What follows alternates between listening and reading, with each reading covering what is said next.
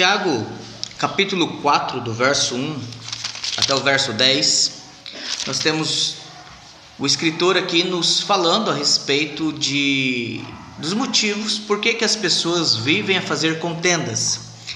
Então nós temos 10 versículos em que nós temos 3 ideias centrais que norteiam a descrição do porquê que as pessoas elas fazem rivalidade, brigas, elas se movem para a destruição.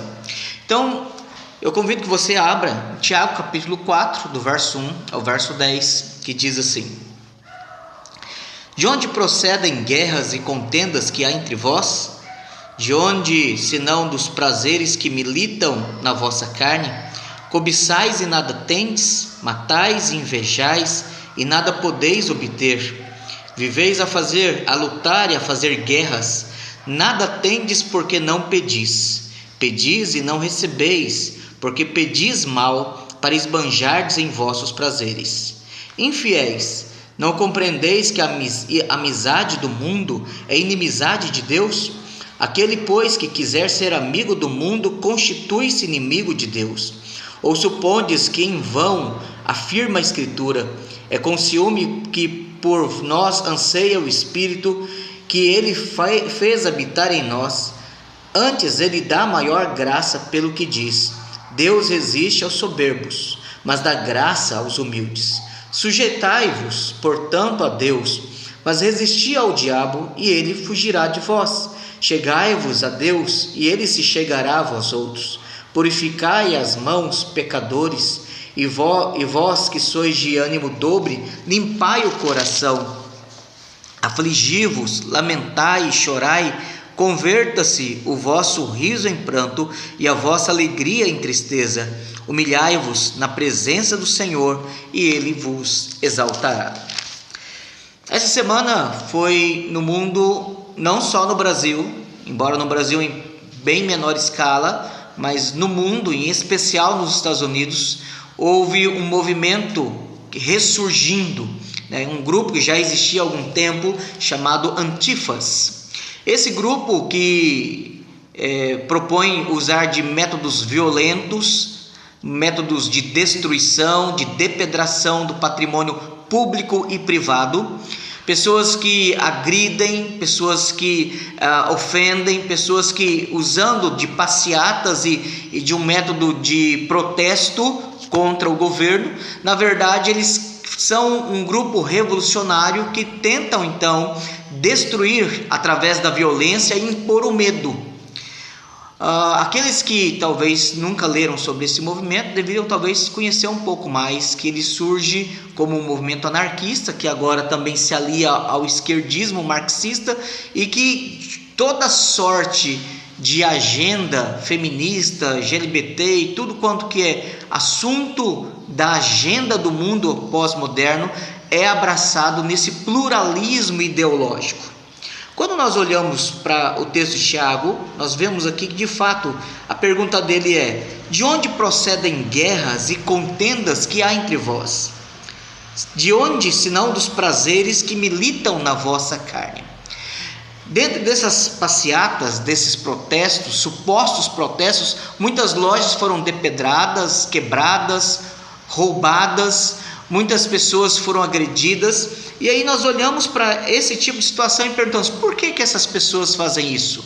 É por mera ideologia política? É por mero descontentamento com o governo? Não, a palavra de Deus vai para algo muito mais profundo do coração dessas pessoas.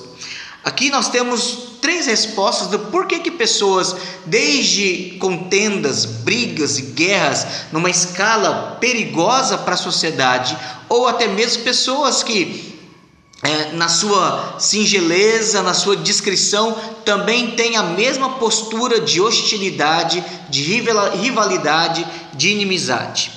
Aqui nós vemos então o Tiago ele falando de 3 características de pessoas que vivem a fazer contenda, vivem a criar animosidade, vivem a promover a rivalidade, vivem então a criar situações de perturbação social. E aqui nós vemos então, em primeiro lugar, do verso 1 ao verso 3, que essas pessoas são pessoas que não têm paz. Essas pessoas, elas não têm contentamento, essas pessoas nunca estão satisfeitas. E aí observe bem que o texto diz assim: de onde procedem as guerras e contendas que há entre vós? De onde, senão dos prazeres que militam na vossa carne?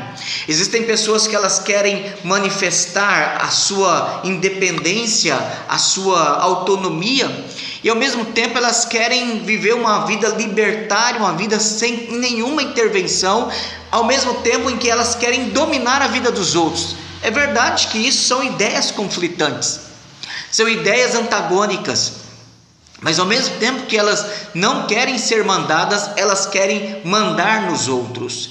Elas não querem ter limites, mas elas querem colocar limite na vida dos outros. E aí nós vemos que são os prazeres que militam na vossa carne. São ideias contraditórias. Curiosamente, é bom sempre a gente lembrar que o pecado, ele é algo irracional.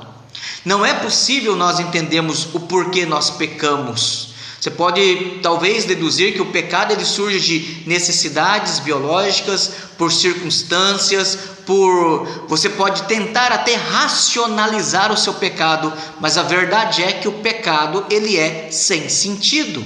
O pecado ele é irracional, ele faz com que a vida do indivíduo se torne uma vida insensata, uma vida insensível e uma vida sem sentido, porque o pecado ele é irracional. Mas o texto aqui nos leva ainda a pensar que há uma militância, há um conflito, há uma perturbação na vida do indivíduo, porque em primeiro lugar ele não tem paz consigo mesmo, ele não tem paz com a sua família, ele não tem paz com seus amigos, ele não tem paz com Deus. E este último é o grande problema dessas pessoas. Elas não estão preocupadas em colocarem as suas vidas debaixo da autoridade de Deus. Elas estão querendo promover, por causa de ídolos políticos, ídolos de ideologia, ídolos em que eles querem impor alguma agenda contra a ordem da sociedade, contra os valores cristãos, contra a palavra de Deus, mas em última instância, na verdade, toda militância, toda briga, toda contenda, toda perturbação, ela é contra Deus, porque na verdade ela surge de um coração que não tem paz. E observe bem que o texto aqui diz que senão dos prazeres. Curiosamente a palavra no grego aqui é hedone, de onde vem a palavra hedonismo, o prazer como objetivo. O prazer como objetivo. Não é de estranhar que essas pessoas elas militem também a favor da liberalização das drogas, da prostituição e de toda sorte de coisas que são criminosas. Militem também a favor da pedofilia, militem também a favor do incesto, da legalização dessas coisas que não somente são imorais, mas também são criminosas. Mas de onde vêm esses conflitos? Dos prazeres da carne, que militam na vossa carne. São pessoas que não têm paz consigo mesmas. São pessoas que têm a sua consciência perturbada e que querem achar um culpado. São pessoas que vitimizam. E é por isso que o verso 2 diz: cobiçais e nada tendes. Esse é o grande problema. O 10º mandamento fala: não cobiçarás. A cobiça, a inveja, produz amargura, rivalidade. Pessoas que não estão contentes com o que têm. Mas curiosamente a questão da cobiça gera a inveja. E são pessoas que elas não querem trabalhar, não querem produzir, não querem se dedicar, não querem estudar, não querem ser produtivas para a sociedade, mas são dispostas a cobiçar o que o outro tem, a invejar o que o outro tem. É por isso que o texto diz: matais e invejais e nada podeis obter. Obviamente, Tiago estava falando a um contexto aqui que o matar, a quebra do 6º mandamento, não se referia dentro de uma comunidade cristã possivelmente a atos físicos. Não era matar fisicamente o outro, mas matar através da maledicência, das intrigas, matar a reputação, a autoridade de alguém.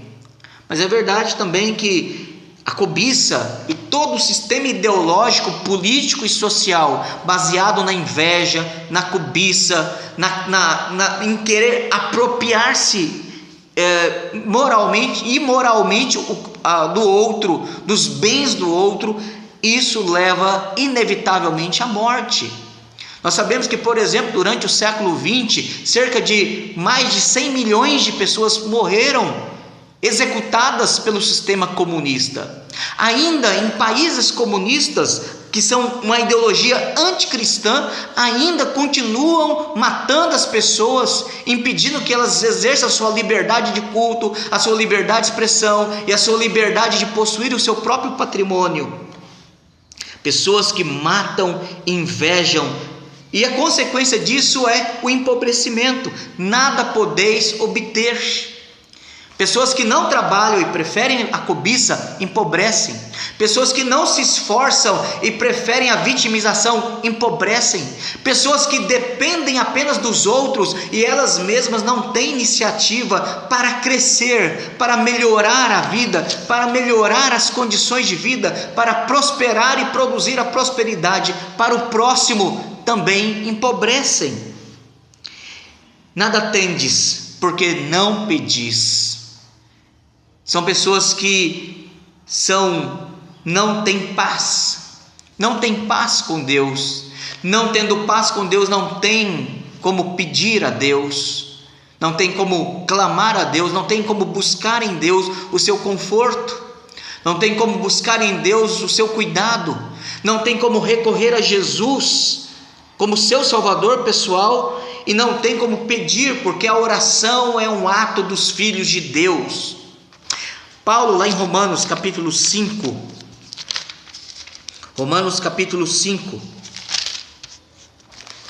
a palavra de Deus diz assim, do verso 1 ao verso 2: justificados, pois, mediante a fé, temos paz com Deus, por meio do nosso Senhor Jesus Cristo, por intermédio de quem obtivemos igualmente acesso pela fé, e a esta graça na qual estamos firmes, gloriamo-nos na esperança da glória de Deus.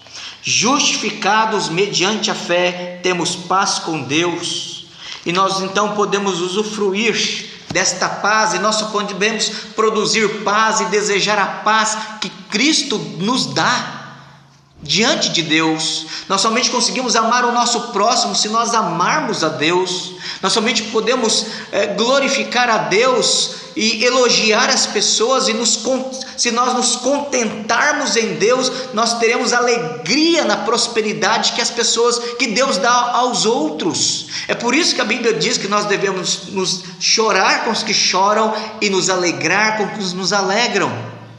Pessoas que não têm paz, elas não conseguem sentir prazer na prosperidade do outro. Pessoas que não têm paz, elas não conseguem sentir felicidade na felicidade do outro. São pessoas perturbadas, são pessoas contenciosas, são pessoas amarguradas, são pessoas que não conseguem agradecer a Deus, só reclamam da vida, não pedem e não têm.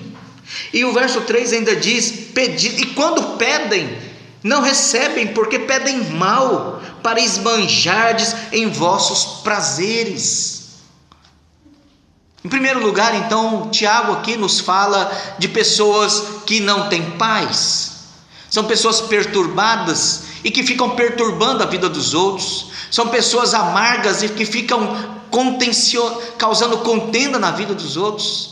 São pessoas que vivem em inimizade consigo e contra Deus, e ficam gerando inimizade entre as pessoas. E essas pessoas, elas são pessoas que no trabalho dela, nas suas ações políticas, nas suas amizades ou inimizades, nas suas relações familiares, em tudo ela manifesta aquilo que ela é. Não existe neutralidade moral no posicionamento das pessoas, nas suas ideias, nas suas opiniões, Não existe neutralidade moral. Pessoas, quando se posicionam acerca de A, B ou C, em qualquer situação, elas estão revelando a condição natural do seu coração. É por isso que a palavra de Deus diz: por que há contenda, senão por causa dos prazeres que militam na vossa carne? Se estas coisas não forem mortificadas, se o Espírito de Deus não nos libertar destas coisas, se Cristo não reinar sobre nós, se Deus não estabelecer conosco paz, nós seremos pessoas que não têm paz. E pessoas que não têm paz, elas não promovem a paz. Em segundo lugar, do verso 4 ao verso 6, nós temos pessoas que são inimigas de Deus. Observe aqui o texto que diz: infiéis. A ideia de infiel aqui são pessoas que não são fiéis, mas não só isso, mas são pessoas também que são incrédulas. O verbo aqui, o substantivo, perdão, ele pode ter essas duas traduções: incrédulos ou infiéis. A ideia de que eles não creem porque não compreendem, e por não compreenderem, eles também são infiéis. Eles não se veem na obrigação de submeter, de aceitar, de concordar e de promover a fidelidade. E é por isso que ele diz: infiéis ou incrédulos, não compreendeis que a amizade do mundo é inimiga de Deus? Aquele, pois, que quiser ser amigo do mundo, constitui-se inimigo de Deus. Algumas pessoas, elas pensam que mundanismo é somente uma questão de roupa ou de música. Existe um tipo de mundanismo muito mais nocivo, um tipo de mundanismo muito mais destrutivo, muito mais mortal e muito mais sutil. É um mundanismo ideológico. São pessoas que são cristãs, vão a igrejas, são zelosos com a sua religiosidade, oram, leem a Bíblia, não faltam à escola dominical, não faltam aos cultos. São pessoas que procuram ter uma boa moralidade cristã, se esforçam em ter uma boa família, mas são pessoas que por vezes têm uma ideologia anticristã, ou ideologias anticristãs consigo ou dentro da sua família. Nós observamos, por exemplo, ideologias como o consumismo, pessoas que elas são habituadas a consumir além do que trabalham, além do que produzem. Pessoas que são, por exemplo, as jovens que, especialmente nas faculdades e em alguns cursos, têm sido contaminadas pelo feminismo anticristão e que têm lutado, esbravejado sobre o discurso de que o patriarcado é maldito. Algumas têm chegado ao ponto de dizer que elas não precisam de homem, um linguajar totalmente mundano e anticristão, desprezando a família, desprezando ter filhos, desprezando o casamento, coisas que são instituídas pelo próprio Deus na sua palavra. Mas são pessoas que têm uma boa conduta, são às vezes, por vezes, excelentes profissionais e tentam se esconder na excelência do seu trabalho a sua imoralidade ideológica. Nós devemos tomar cuidado, porque a Bíblia diz que a amizade com o mundo constitui-se inimizade contra Deus. Existem pessoas que têm abraçado o fascismo, o nazismo, têm abraçado o comunismo, o socialismo, o marxismo e toda forma de ideologia anticristã. Nós devemos lembrar, meus irmãos, que qualquer ideologia anticristã, ela nos torna inimigos de Deus. E nós devemos ter esta repreensão sobre nós. A Bíblia diz: aquele que quiser ser amigo do mundo, constitui-se inimigo de Deus. Nós não podemos ter ideias anticristãs. Eu tenho uma palestra, se você puder ouvir ela depois ou assistir ela no YouTube, eu falo a respeito da incompatibilidade da fé cristã e o marxismo. É vergonhoso, é absurdo a quantidade de cristãos que se declaram marxistas, ou melhor, ou pior, outros que são marxistas, pensam como marxistas, se alinham, se associam com marxistas e não reconhecem que são marxistas. E esses são instrumentos úteis na mão destes homens, da perversidade. Nós devemos estar atentos. Reverendo Alfredo, da primeira igreja presbiteriana de Boa Vista, tem produzido excelentes vídeos de análise sobre o assunto. Ele que é doutor em História Social, criticando, denunciando, e ainda assim nós vemos jovens, nós vemos homens, mulheres, abraçando, defendendo, de forma incoerente com a sua fé, esta ideologia, criando contenda dentro da igreja. A igreja presbiteriana do Brasil já se posicionou oficialmente contra o comunismo, e nós vemos pastores, presbíteros, líderes de igreja defendendo o comunismo. Essa semana eu vi de um pastor de Porto Velho, Rondônia, dizendo que ele é antifas. É um absurdo estas coisas. Nós devemos olhar a isso e dizer assim: mas isso é inimizade contra Deus. Sim, é inimizade contra Deus. É criar contenda, divisão dentro da igreja. Porque essas ideologias, elas não toleram a fé cristã. Elas são inimigas de Deus. Elas perseguem a igreja. Em todos os países onde essas ideologias elas predominam, a igreja ela é oprimida, a igreja ela é perseguida, cristãos são presos, torturados e quando não mortos. E nós vemos no nosso país, em países onde há liberdade de expressão, cristãos se posicionando como aliados de ideologias anticristãs. E estão dividindo a igreja, porque estão trazendo para dentro da igreja um tipo de ideologia, de opinião política, de modus operandi que é anticristão. Nós não podemos ignorar essas coisas. É por isso que estas pessoas são inimigas de Deus. Elas constituem-se, elas se fazem inimigas de Deus por abraçar a amizade com o mundo. Mas observe bem que Deus ele é um Deus ciumento, é um Deus que não compartilha os seus com aquilo que ele reprova. É por isso que no verso 5 ele diz: ou supondes que em vão, afirma a Escritura, é com ciúme que por nós anseia o Espírito que ele fez habitar em nós? A nossa mente, as nossas emoções, as nossas convicções, os nossos compromissos devem ser movidos pela ação do Espírito Santo. Nós não podemos ter dois senhores. Nós não podemos da nossa boca sair coisas amargas e coisas doces.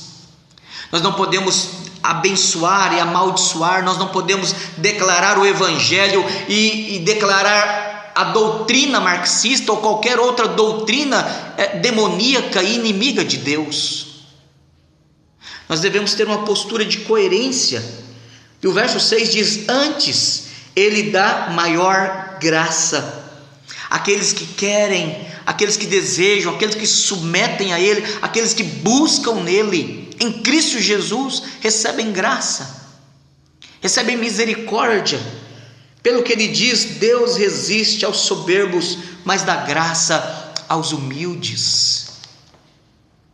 Nós devemos sempre lembrar, meus queridos, que o Evangelho, desde o século XVI, a Reforma Protestante, quando os nossos pais começaram então a pregar e voltar às Escrituras, e a pregar o Evangelho, e a doutrinar as pessoas, e a capacitar as pessoas a viver o Evangelho pela pregação do Evangelho, e a igreja voltou a ser luz, a ser sal eficientemente na sociedade. Países inteiros floresceram, prosperaram, criaram qualidade de vida. O Evangelho trouxe desenvolvimento na cultura, na economia, na sociedade, na educação. O Evangelho puro em Cristo Jesus, que enaltece a glória de Deus. Não foram essas ideologias. Pelo contrário, desde que elas surgiram, milhões de pessoas têm morrido, assassinadas por elas. Países têm entrado em pobreza, em miséria por causa delas. Famílias têm sido divididas. Toda sorte de maldição tem caído sobre essas pessoas, e é isso que as Escrituras nos dizem. Mas aqueles que se humilham, crendo que o Evangelho, a palavra de Deus, é quem transforma o indivíduo, é quem transforma a sua família, é quem transforma a sociedade, é quem transforma a cidade, um estado, um país, submetendo-se à autoridade da palavra, alcança graça e misericórdia de Deus.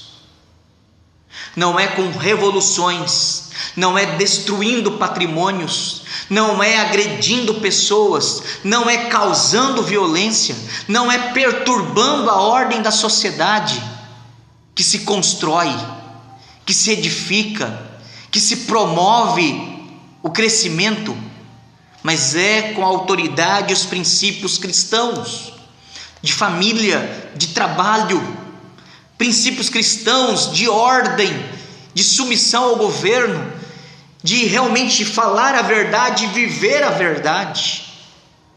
É por isso que Tiago ele diz, do verso 1 ao verso 3, que a origem das contendas se dá em pessoas que não têm paz.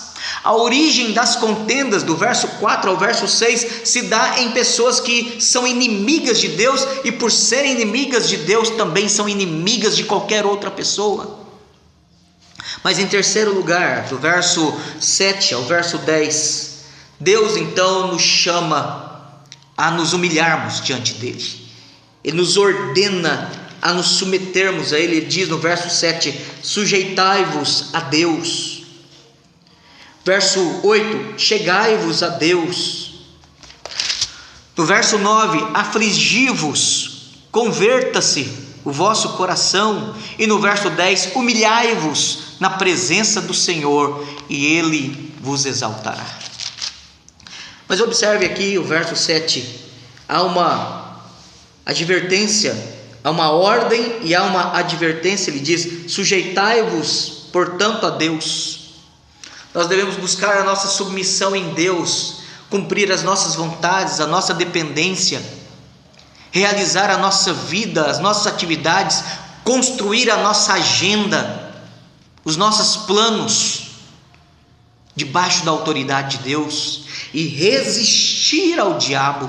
Nós não podemos ignorar que Satanás ele está por trás destas coisas, que Satanás ele está promovendo a inimizade, a contenda, o ódio, o assassinato, desde o assassinato de reputação, pela maledicência, ao assassinato realmente de execução, não só de uma pessoa, mas de milhares de pessoas. Ele sente prazer na morte daqueles que são imagem de Deus, ele sente prazer no caos, na desordem, e nós não podemos agir como que se não soubéssemos, e se uma coisa não tivesse nada a ver uma com a outra. Resistir ao diabo e ele fugirá de vós. Se nós tivermos que ser resistência contra qualquer coisa, nós devemos ser resistência contra o mundo e toda ideologia e valores anticristãos que o mundo promove. Nós devemos resistir ao diabo, que também é inimigo de Deus, inimigo da nossa alma. Nós devemos resistir aos prazeres da carne e nos submeter, e nos humilhar diante de Deus. Porque em terceiro lugar, Tiago nos diz aqui que a origem das contendas se dá em pessoas que não são convertidas, pessoas que realmente não vivem para Deus, não vivem debaixo da autoridade de Deus, não vivem na dependência de Deus, não vivem a partir do poder da graça do Evangelho de Deus. Ele diz aqui, chegai-vos a Deus, e Ele se chegará a vós outros. Purificai as vossas mãos, pecadores, e vós que sois de ânimo dobre, ou seja, pessoas que não sabem se vive o Evangelho, se vive o mundanismo, se obedecem a Cristo, se obedecem a Satanás, se querem glorificar a Deus ou satisfazer os desejos da carne, vivem nesse ânimo dobre, oscilando entre o certo e o errado, entre o bem e o mal, entre aquilo que é bom e aquilo que é ruim. limpai o vosso coração, confesse, alimente-se da palavra, afligi-vos. Se algo deve causar perturbação, não seja você perturbando os outros, mas perturbe a sua alma, acusando os seus pecados, acusando a sua maldade, acusando a sua insatisfação, acusando o seu descontentamento, dizendo: Senhor, me perdoe, porque eu tenho pecado contra ti. Eu tenho assumido ideias, pensamentos, compromissos que não vêm de Cristo, não estão debaixo de Cristo. Pelo contrário, em vez de Cristo estar dominando as minhas opiniões políticas, em vez de Cristo estar dominando o meu compromisso com a verdade, em vez de Cristo estar dominando as minhas ações, em vez de Cristo estar dominando os meus compromissos, nós temos visto que essas ideologias é que têm dominado o compromisso cristão. É por isso que na história nós vemos, inclusive, agendas políticas de teologia que surgiram a partir não da Bíblia, mas de ideologias anticristãs. O marxismo, que é anticristão, como eu já disse, que na sua essência é ateísta, absurdamente ateísta, mas maior absurdo foi que teólogos na década de 60 e 70, e isso aflorou um pouco mais na década de 80, criaram uma teologia chamada teologia da libertação, que é uma teologia marxista, comunista. E eles então fazem a influência, eles invadiram a igreja, os púlpitos, as paróquias, tanto padres quanto pastores, ensinando esta falsa doutrina como doutrina cristã. A teologia da libertação devastou igrejas, dividiu pessoas, matou a fé de muita gente. Mas agora de uma forma mais polida, mas tão marxista quanto, existe a TMI, Teologia da Missão Integral, que é uma versão modificada, alterada, marxismo mais intelectualizado, mais sutil, mas ainda é marxismo, e que tem causado o mesmo dano no meio das igrejas. Nós temos cristãos filiados a partidos comunistas, fazendo-se candidatos por partidos anticristãos, que defendem aborto, que defendem a negação da propriedade privada, ou seja, que o movimento sem terra, sem teto, pode ir lá e tomar a casa da pessoa. Isso é furto, isso é quebra do 8º mandamento. Pessoas que defendem uma agenda, uma ideologia anticristã dentro das igrejas estão infiltrados entre nós. Nós devemos tomar cuidado, independentemente de qual denominação você é, de qual igreja você congrega.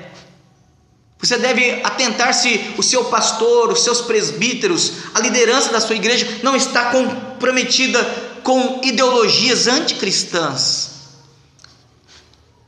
Porque é possível que nós tenhamos estes homens lutando a favor de coisas que não são o nome de Cristo, e usando o nome de Cristo. O próprio Senhor Jesus, lá em Mateus 7, diz: porque naquele dia, no dia do juízo, ele dirá, muitos chegarão e dizendo: Senhor, Senhor, em teu nome, ele vai dizer assim: apartai-vos de mim, malditos, porque eu não vos conheço. Usaram o nome de Cristo para defender ideologias anticristãs, usaram a igreja para matar a própria igreja, usaram os púlpitos para negar o evangelho. Nós devemos tomar cuidado com essas coisas, nós devemos ter discernimento quanto a essas coisas. Nós devemos lembrar de onde procedem as guerras e contendas que há entre vós. De onde? E Tiago, do verso 1 ao verso 3, diz que, primeiro, de pessoas que não têm paz.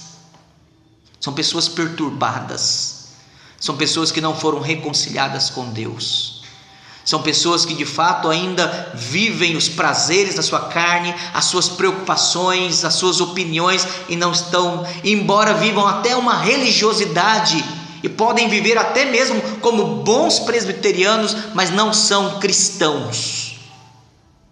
Segundo lugar, são pessoas inimigas de Deus.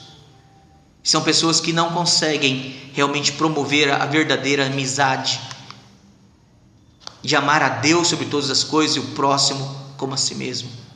E em terceiro lugar, são pessoas que não são convertidas. São pessoas que ainda lutam contra Deus e, em vez de resistir ao diabo, resistem a Deus. São pessoas que elas vão para a Bíblia e leem a Bíblia a partir da sua teologia da libertação, a sua TMI, o seu marxismo cultural. Eles usam óculos seculares para interpretar a Bíblia, usam ideologias anticristãs para ler a Bíblia. E finalizando, nós precisamos lembrar que não é possível ter dois senhores. Não é possível nos submeter a Deus e tentar viver ideologias anticristãs, porque as contendas elas surgem, primeiro, de pessoas que não têm paz, segundo, pessoas que são inimigas de Deus, e terceiro, pessoas que não são convertidas. E é possível que estas pessoas estejam dentro da igreja. Essas pessoas, inclusive, estejam liderando a igreja. E é por isso que nós vemos absurdos a ponto de pastores, membros de igrejas defenderem um movimento terrorista, violento, anticristão como Antifas. É absurdo e não tem outra palavra para descrever tal situação. Que Deus tenha misericórdia da sua igreja. Que Deus nos leve a temê-lo e a nos comprometer fielmente com a sua palavra, para que não sejamos chamados de infiéis que não compreendem. Amém.